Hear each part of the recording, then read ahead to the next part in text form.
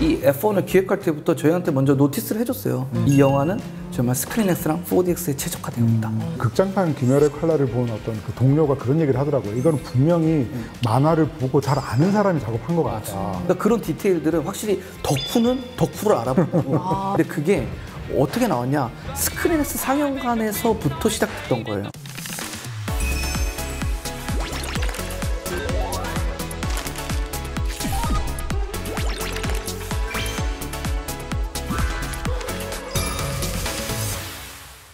안녕하세요. 트렌드를 통해 세상의 흐름을 읽어보는 트렌드 코드입니다. 요즘에 날씨가 정말 좋아졌는데요. 그래서 자꾸 놀러 나가고 싶더라고요. 요즘에 영화관도 굉장히 재미있는 경험이 많다고 해서 오늘 영화관에 대해서 굉장히 잘 알려주실 두 분을 모셨습니다. 네, 저는 지금 시네플레이라고 하는 웹진에서 편집장을 맡고 있고요. 저는 뭐 키노, 필름 2.0 그리고 시네21에서 일하면서 거의 한 20년 동안 영화업계에서 기자로 계속 활동해오고 있습니다. 네. 저는 CJ4D플레이스에서 그 컨텐츠 제작을 총괄하는 오윤동이고요. 이제 CJ4D플레이스가 좀 다소 낯선 회사처럼 느껴지실 것 같아요. CJ4D플레이스라고 하면은 이제 여러분들 좀 익숙한 4DX라든지 그리고 또 스크린X라고 하는 여러 특수관을 운영하는 회사고요. 특수관뿐만이 아니라 좀 다양한 그 안에 들어가야 되는 컨텐츠들을 직접 기획하고 제작하는 일들을 좀 총괄하고 있다라고 보시면 좋을 것 같습니다. 먼저 이야기에 앞서서 일단 제가 솔직한 고백을 먼저 드려야 될 것 같습니다. 네. 제가 굉장한 영알못입니다. 네, 영화를 이제 사실 영화가 너무 많아서 이 중에 내가 도대체 뭘 봐야 될지를 좀 멘붕을 겪고 있는 사람입니다. 그래서 두 분의 인생 영화를 이제 제가 들으면 이제 이것만큼은 내가 꼭 보고 출발해야겠다 생각을 할 수 있을 것 같은데요. 뭐 저에게 인생 영화라고 하면 저는 그 홍콩의 왕가희 감독을 굉장히 좋아하거든요. 그래서 저는 왕가희 감독의 해피투게더, 장국영과 양조위가 출연했던 해피투게더를 언제나 추천하고 있습니다. 저도 영화를 영화 연출을 공부했어요. 그러다 보니까 그 알프레도 히치콕의 그 영화들을 좀 그땐 좋아했었던 것 같아요. 그래서 특히나 그 중에서 이창이라고 하는 영화가 있는데요. 큰 인사이트를 줬던, 큰 울림을 줬던 영화였고요. 진짜 찐으로 제가 그러면 내 마음속에 기억나는 영화는 뭘까 하면은 이제 그 데미안 셰절의 위플래시, 그리고 라라랜드가 이런 영화를 좀 만들고 싶다라는 생각을 들었고요. 음악이라는 장르가 서스펜스를 만들 수 있구나. 야, 이렇게 음악 영화를 이런 식으로 웅장하게 풀 수 있구나 라는 생각이 좀 듭니다. 너무 장황했죠? 아닙니다. 무엇보다 제가 굉장히 고무됐던 건 제가 영알못이라고 생각했는데 그 새 영화는 제가 봤습니다. 제가 그 정도 수준입니다. 취향이 좀 맞으시는 게 아닌가라는 생각이 들었는데요. 확실히 이제 볼 영화도 참 너무 많아졌고요. OTT 콘텐츠도 참 많이 쏟아지고 있고요. 맞아요. 요즘에 영화관도 참 이 환경 변화에 참 살아남기 위해서 또 많은 변화를 겪고 있는 것 같습니다. 혹시 영화관의 트렌드다라고 하면 좀 어떤 게 있을까요? 최근 극장의 트렌드는 이게 재개봉인 것 같아요. 그러니까 사실 관객들이 익숙하게 알고 있는 작품들을 재개봉할 때는 뭐 따로 마케팅비가 뭐 많이 들어간 것도 아니고 비용 절감 효과도 있다 보니까 재개봉을 많이 하게 되는데, 근데 최근에 중요한 트렌드라고 한다면은 재개봉처럼 보이는 최초 개봉 이 많은 것 같아요. 사실 어떤 작품이 그 완성됐을 당시에는 뭔가 한국에 들어올 때 뭐 심의라던가 다른 여러 가지 이유로 개봉을 못했다가 시간이 지나다 보니까 지금에 와서 그 개봉을 하게 된 거죠. 뭐 예를 들면 데이비드 크로넨버그 감독의 뭐 네이키드 런치 같은 작품은 잔혹한 장면들이 일부 있어요. 그래서 그때는 1990년 그 당시에는 개봉을 못했다가 한참 세월이 지나서 지금 이제 개봉을 하게 된 건데, 그게 어떻게 보면은 많은 사람들이 재개봉이구나라고 생각했지만 알고 보니 최초 개봉이었더라고요. 그래서 저는 최근에는 재개봉도 트렌드지만 재개봉처럼 보이는 최초 개봉도 아주 되게 중요한 트렌드로 자리 잡았다. 사실 소비자들이 재개봉을 또 찾는 이유 중에 하나가 좀 이제 실패하기 싫다. 요즘 티켓값과 뭔가 OTT와 이런 것들이 막 비교가 되면서 이 티켓값이 아깝지 않은 영화의 어떤 경험 이런 걸 요즘 또 찾고 있는 것 같은데요. 요즘 이 영화관에서만 느낄 수 있는 어떤 경험이라고 한다면 또 어떤 걸 말씀 주실 수 있을까요? 확실히 그 팬데믹 이후에 소비의 성향들이 많이 바뀌는 건 저도 몸소 좀 체감하고 있는 중이고요. 그런 의미에서 저희 특수관이라고 하는 뭐 스크린X 그리고 4DX라고 하는 특수관도 저희 같은 경우에는 글로벌리 한 75개국, 한 1250개관 정도를 운영하고 있는데요. 팬데믹 이후에 굉장히 저희 사업 자체가 퀀텀 점프를 하게 됐었거든요. 네. 내가 구태여 나의 시간을 써서 내가 극장에 가서 영화를 본다면 좀 더 특별하게 즐기고 싶어 하는 좀 니즈들이 좀 더 많이 올라간 것 같고요. 그러다 보니 자연스럽게 저희 4DX나 그리고 스크린X 같은 이런 특수관 중심으로 좀 관객들이 영화를 소비하기 시작했고요. 네. 전 세계에서 상영관의 수가 몇 개인지 혹시 아십니까? 진행자님? 몇 개일 것 같습니다. 전 세계에 전 세계 네. 전혀 가늠이 안 돼요. 한 30만 개 정도로 추정하고 네, 있어요. 네, 굉장히 네. 많죠. 네, 네. 그 중에서 실적으로 이런 저희와 같은 특수관, 뭐 여러분들이 익숙한 아이맥스를 포함해서 특수관의 개수가 한 3,000개 정도 있어요. 그러니까 한 1% 정도의 마켓 쉐어를 갖고 있는 건데 네, 네. 이 1%밖에 안 되는 특수관에서 창출하는 박스 오피스의 실질적으로 비중이 5% 정도 되는 거예요. 네. 그러니까 사실은 뭔가 영화를 소비하는 데 있어서는 특수관에서 봐야지 네. 하는 고객들의 그리고 대중들의 수요가 굉장히 늘어나고 있다. 사실 그 4DX라고 저는 말만 들었었는데요. 이게 우리나라에서 처음 개발됐다는 걸 네, 전 이번에 처음 접했습니다. 맞습니다. 그러니까 아마 그 어트랙션이라고 하는 거는 테마파크에서부터 그 이전에 분명히 있었었고요. 이거를 그냥 장편 영화의 이런 모션 체어의 효과를 같이 적용하면 어떨까라는 아이디어를 내고 이거를 실제 구현을 한 건 저희 CGV가 최초고요. 블러디 발렌타인이라는 작품을 저희가 또 4DX 움직이는 모션 체어 효과에 적용해갖고 한번 상영했는데 그때는 딱 한 개관에서 저희가 상영을 했었는데 관객들의 수요가 너무 많아서 안표로 거래되고 막 이런 거예요. 그러면서 저희가 이걸 본격적으로 사업화 해보자. 이런 특수관을 늘려보자 해서 계속 기술을 고도화시키고 단순히 모션 체어의 움직임뿐만이 아니라 환경 효과라든지 여러 가지 좀 인터랙티브한 요소들을 적용시켜갖고 계속 상영관을 진화시켜 왔다라고 보시면 될 것 같아요. 네. 처음 공개되고 그랬을 때 네. 사실 일단은 말씀하신 대로 정말 효과라든가 이런 것들이 되게 잘 구현되고 되게 좋았어요. 그러니까 관람 형태로 볼 때 정말 뛰어난데 그때 이제 기자들은 이게 과연 오래 가겠냐라는 생각을 했던 거죠. 왜냐하면 사실 이 극장에서 영화를 본다라고 하는 체험은 보통 극장에 가서 한 영화를 한 번 보면 거기서 이제 끝인 경우가 많잖아요. 네. 그런데 과연 사람들이 이 같은 영화를 다른 형식으로 한 번 더 보려고 또 다시 지갑을 열 수 있을까라고 하는 그런 생각들을 그때는 좀 많이 했던 것 같습니다. 저도 그때는 좀 약간 불쾌한 경험을 좀 했었어요. 그 불쾌한 경험이라고 하는 게 그거였던 것 같아요. 처음 접했을 때 네. 그때 정말 많은 사람들이 물 분사기는 맞아요. 저도 기억납니다. 때 그래서 그 이후로 이제 그것도 이제 버튼을 넣어서 네. 교대하고 최적화된 그런 컨텐츠들이 그때는 좀 부족했던 것 같고요. 네. 점점 이제 영화들이 지금 계속 OTT든 뭐든 지금 컨텐츠의 홍수의 시대잖아요. 네.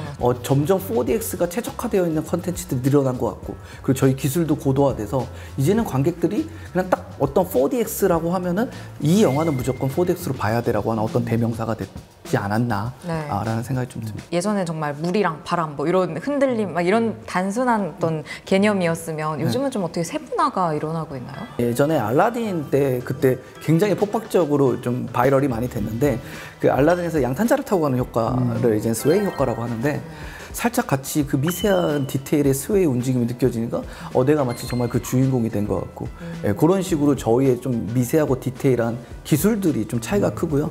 그리고 저희는 실적으로 이것만 전문적으로 저작하는 그 에디터들이 따로 있어요. 저희는 프로듀서라고 부르는데요. 그분들이 정말 영화를 그냥 만드는 게 아니라 최초의 기획부터 분석을 하고 이게 어떤 효과가 어떻게 나왔을 때 관객들이 좋아하더라를 계속 끊임없이 아카이빙하면서 저희가 이걸 저작하거든요. 네네. 이런 애니메이션들이 그 특수관에서 봤을 때 효과가 더 큰 것 같아요. 그러니까 사실 우리가 보고 있는 것은 그 애니메이션이고 실사가 아닌데 그런 4DX 효과를 이렇게 배가시키면서 뭔가 더 몰입감을 끌어낸다는 점에서 실제로 애니메이션을 그 특수관에서 즐기는 사람도 굉장히 많죠. 저희 프로듀서들이 네. 그 애니메이션의 전작들부터 계속 연구를 해갖고 감정이 고조되는 그 순간에 네. 저희는 뭐 히브 효과라고 하는데 여기서 이렇게 약간의 미세한 진동을 주게 하거든요. 네네네. 뭐 그런 것들도 또 주고 그 음악의 감정선에 맞춰갖고 이걸 또 고조시키는 연출들도 해주고 하거든요. 네네네. 그러니까 그런 디테일들은 확실히 덕후는 덕후를 알아보고 우리가 그런 정말 미세한 것들을 알아보는 거는 사실 일반 제너럴한 대중들은 또 그냥 놓치고 가는데 네네네. 이 덕후들은 또 그걸 알아보더라고요. 이게 중요한 장면인 거 어떻게 알았지? 어떻게 이 순간에 이런 걸 해주지? 네네. 이런 피드백들이 정말 많아요. 근데 이제 말씀을 듣고 보니까 사실 그 4DX 작업을 할 때 누군가가 분명히 사람이 작업을 할 텐데 네. 그 극장판 귀멸의 칼날을 본 어떤 그 동료가 그런 얘기를 하더라고요. 이건 분명히 만화를 보고 잘 아는 사람이 작업한 것 같다. 그러니까 이렇게 말씀 듣고 보니까 충분히 그럴 것 같다는 생각이 네, 들었어요. 네. 굉장히 창의적인 작업이다. 네, 그래서 다들 오해하지만 정말로 저희가 디테일하게 하고 있다. 이게 기계가 하고 있지는 않다. 사람이 네네. 한땀 한 땀 만들고 있다는 부분을 이번 기회에 좀 많은 분들이 알아주셨으면 좋겠어요. 네네. 그러면 약간 왜 무슨 드라마 같은 경우에 뭔가 제작사나 뭐 협찬이 붙게 되면 그걸 녹여내기 위해서 스토리를 그렇게 끌고 가잖아요. 거의 그 수준으로 그렇죠, 4DX를 위해서 약간 스토리를 맞아요. 만드는 건가라는 궁금증이 생기는데요. 그게 저희의 꼴이고 실제로 좀 네네네. 그런 식으로 기획이 많이 되고 있는데 이제 F1이 또 얼마 전에 개봉해갖고 굉장히 흥행 스코어를 만들었는데요. 네. 실제 F1의 그 조세 코신스키 감독님은 예전에 탑건 때 저희랑 한번 협업을 했던 감독님인데 이 F1을 기획할 때부터 저희한테 먼저 노티스를 해줬어요. 이 영화는 정말 스크린X랑 4DX에 최적화되어 있다. 네, 그래서 그때부터 본인 스스로가 이 장면을 좀 4DX랑 스크린X로 하면 어떨까에 대한 고민들을 같이 하신 것 같아요. 그래서 F1을 아마 특수관에서 못 보셨겠지만 특히 스크린X랑 4DX가 결합되어 있는 지금 울트라 4DX라고 하는 간이 있는데 거기서 보면은 정말 내가 마치 그 주인공이 돼서 브래드 피트가 돼서 그 레이싱을 하는 정말 동일한 느낌을 받거든요. 저희가 또 그 프로듀서 중에서 F1을 사랑하는 또 덕후가 있어요. 이 친구가 이걸 직접 제작을 했는데 덕업일치다. 저도 되게 깜짝 놀란 순간이 메인 도로를 달릴 때와 살짝 타이어가 그 라인을 벗어났을 때의 진동들이 네. 있다고 하더라고요. 네네네. 근데 저도 몰랐는데 그 진동을 표현을 하는 거예요. 대단하다, 진짜. 그래서 야 정말 이 정도까지 신경을 쓰는구나 콘텐츠 만드는데. 네네. 혹시 최근에 4DX 좀 관람해 보셨나요? 굉장히 자주 하고 있는데요. 네. 그 첫 번째가 저는 탑건 매버릭이었어요. 네. 이 탑승을 한 상태에서 굉장히 이제 고공으로 올라가고 급 강화하는 장면들이 네. 굉장히 많은데 뭔가 이야기와 일체감을 이루면서 간다고 하는 그 느낌이 이거는 완전히 최적화된 작품이라는 생각이 들어서 사실 그 뒤에 극장에서 한 영화를 보고 N차 관람을 할 때는 무조건 두 번째는 4DX로. 아이고 감사합니다. 저희 여기 고어 팬이 또 있었네요. 네네. 저는 탑건을 2D로만 봤는데 제가 진짜 영화의 반밖에 못 봤구나라는 생각이. 특히 네네. 탑건은 실질적으로 이제 4DX 지금 말씀해 주셨지만 편집자님께서 스크린X 효과도 정말 어마어마해요. 네. 그러니까 이거는 말 그대로 정말 탐 크루즈 배우님부터 감독님이 네. 스크린X에 정말 한 땀 한 땀을 장인 정신으로 본인들이 진짜 연출을 개입을 하셨거든요.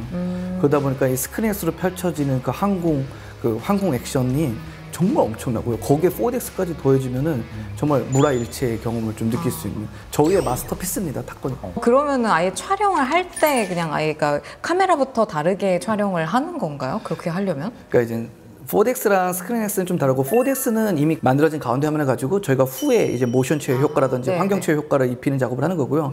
스크린X는 큰 틀에서 저희가 촬영할 때 IMAX처럼 저희 전용 카메라로 같이 찍기도 하고요. 여전히 대다수의 헐리우드 필름들은 다 만들어진 영화를 저희가 받아서 그들이 저희에게 1,000억, 2,000억 정도 투자했던 CG와 관련된 어셋이라고 하는 데이터들을 그들이 저희한테 막 다 제공을 해줘요. 그럼 저희가 그걸 가지고 훨씬 더 큰 화면을 새롭게 CG로 그걸 붙이는 작업들을 하고 있는 거거든요. 근데 그게 대한민국에서 사실 헐리우드 스튜디오들과 그렇게 네트워킹돼서 작업하는 곳이 저희가 유일해요. 헐리우드 영화로는 좀 최초로 했던 거는 그레이트 월이라고 하는 영화인데 실적으로 그전에는 헐리우드 스튜디오들이 어디 동양에 알지도 못하는 애들이 와서 뭐 영화 만들겠다고 당신네들의 영화를 주세요. 당신네들이 어셋을 주세요. 막 이러니까 아예 그 당시에 얘기가 안 통하다가 그러면서 이제 다른 스튜디오들도 조금씩 마음의 문을 열어주면서 그러면서 이제 디즈니의 작품도 하게 되고 뭐 워너의 작품도 하게 되고 좀 이랬던 것 같고요. 그리고 사실 이 사업이 굉장히 크게 좀 퀀텀 점프를 하게 됐던 첫 번째 계기는 보헤미안 랩소디였어요. 네. 그 혹시 요새 영화들 개봉하면 막 싱어롱 상영한다 이런 얘기 많이 들으셨죠? 네. 싱어롱이라는 그 단어가 그때 나왔던 거예요. 네. 보헤미안 랩소디 때부터. 근데 그게 어떻게 나왔냐? 스크린X 상영관에서부터 시작됐던 거예요. 딱 네. 적합한. 맞아요. 네. 20개가 남짓 했었거든요. 네. 굉장히 적었죠, 지금보다도. 근데 그 관에서만 100만 명이 넘는 관객들이 봐주신 거예요. 그거 어마어마한 거죠. 그러다 보니까 이제 다른 헐리우드 스튜디오들에서도 뭐야? 스크린X가 뭔데? 하면서 관심을 더 가져주시고 그러면서 당연히 이 영화 스크린X 해야지 하면서 조금씩 저희 사업이 안정적으로 궤도에 올랐던 제일 중요했던 어떤 사례 경험이었던 거고요. 사실 아까 이제 스크린X 만들고 뭐 이런 4DX 만들고 할 때 여러 가지 작업이 들어간다는 말씀을 해주셨는데 사실 요즘에 또 소라2라든지 나노바나나라든지 뭐 이런 여러 가지 이미지, 영상, AI들이 막 쏟아져 나오고 있으면서 이런 것들이 아마 영화 제작에도 엄청 영향을 미치게 될 것 같은데 이미 엄청나게 영향들을 많이 미치고 있고요. 뭐 실례로 최근에 중간계라고 강윤성 감독님이 만든 영화도 AI로 대다수의 CGVFX 작업들을 했는데요. 실적으로 저희도 현업에서 지금 AI의 도움들을 굉장히 많이 받고 있고요. 근데 그 결국에는 AI는 어떻게 쓰느냐가 제일 중요한 것 같아요. 그 말씀하셨던 그 중간계라고 하는 작품이 그 AI 그 분량이 실사 영화와 그 결합된 최초의 그 사례라고 할 수가 있겠는데요. 극장에서 개봉을 한. 근데 이제 강윤성 감독님이 인터뷰에서 했던 얘기가 좀 기억에 남는 게 시작을 할 때는 그 AI 캐릭터가 그냥 걷는 수준이었는데 한창 촬영을 하고 있을 때는 좀 더 빨리 걷기 시작하더니 작업을 다 끝내고 났더니 AI 캐릭터가 막 달리고 있더라 라는 식으로 그 발전 속도가 굉장히 빠르다는 얘기를 하셨고 AI 연출이라고 하는 새로운 크레딧이 들어가게 되더라고요.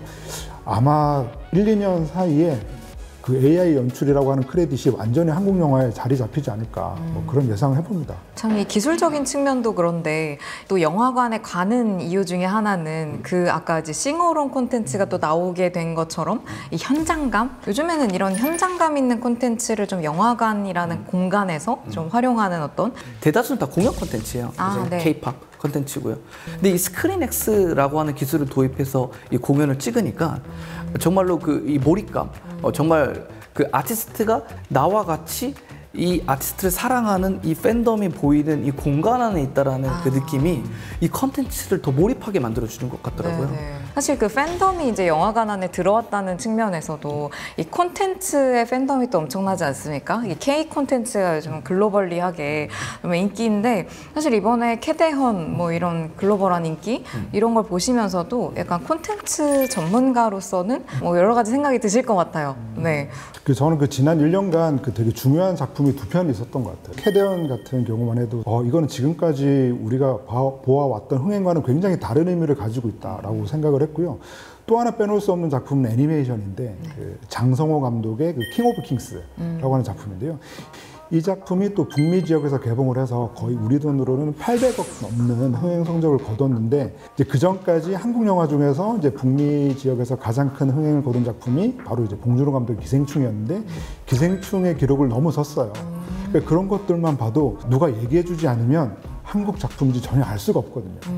그런 애니메이션이 엄청나게 흥행 성적을 거둔 건데 이 두 작품이 주는 의미는 그런 것 같아요. 지금까지 우리가 그 한국 작품의 어떤 글로벌화라고 하면 뭐 한국 사람들이 뭐 이야기를 만들고 한국의 인력이 그 작품을 완성해서 한 작품이 해외 수출되는 거를 우리가 이제 글로벌화라고 생각을 했는데 이 두 작품은 우리가 지금까지 알고 있던 글로벌 개념을 완전히 뒤흔든 개념이어서 이제는 그 우리 문화, 우리 뭐 K컬처라고 하는 것들의 어떤 글로벌화라고 하는 것에 정의를 좀 새롭게 내려야 되는 거 아닌가라는 생각이 들어서 저는 캐대헌과 이 킹 오브 킹스는 굉장히 중요한 질문을 던졌다. 이런 생각이 듭니다. 또 영화의 어떤 역사를 또 오랫동안 이렇게 쭉 봐오시면서 편집장님께서도 앞으로 영화가 또 어떻게 진화하겠다 이런 생각을 또 하실 것 같아요. 예를 들면 이제 저희 키워드에서도 예전에 그거는 팬데믹 때였는데 실제감 테크라고 해서 이제 모든 경험에 진짜 실제로 경험하는 것 같은 기술이 붙는 이런 걸 좀 상상을 해봤었는데요. 영화관에서도 실제 이런 기술이 발전하고 있고 또 영화의 어떤 발전에 대해서 어떻게 그려보고 계신가요? 지금까지는 우리가 이제 그 영화에 빠져드는 어떤 느낌이나 이런 것들을 몰입감이라고 표현을 했는데 이제는 뭔가 더 나아가서 일체감의 시대로 가고 있다 이렇게 생각이 들고요. 바로 그 일체감의 어떤 선두에 있는 게 저는 뭐 스크린X나 뭐 4DX 같은 이런 특수관이라는 생각이 들어서 이 비중이 더 늘어날 것 같다라는 생각이 들고요. 또 제가 오늘 이렇게 말씀을 나누면서 되게 많이 배웠다는 생각이 드는 게 이게 분명히 4DX 작업을 누군가 하고 있을 것 같은데 그 말씀하신 것처럼 정말 그 덕후 한 땀 한 땀 작업하고 있다라는 거를 들으면서 아, 이게 단지 어떤 엔터테이닝한 걸 넘어서 가지고 이 굉장히 어떤 예술적인 작업이구나 라는 생각을 했고요. 저는 이제 이런 특수관이 그 지금까지 단지 어떤 상업적이거나 어떤 그 기술적인 걸 넘어서서 이젠 충분히 어떤 미학적인 접근을 해도 되는 단계에 이르렀다 라는 생각까지도 조금 해보게 되는 것 같습니다. 오늘 두 분이 이야기 나눠주셔서 영화를 모신 제가 굉장히 이제 영화를 엄청 앞으로 영화관 가면 엄청 이렇게 주의 깊게 보게 될 것 같고요. 저거 만드시는 분들 얼마나 힘들었을까 이런 생각하게 될 것 같고요. 여러분이 상상하시는 영화관의 미래는 어떤 건지 댓글 많이 달아주시고요.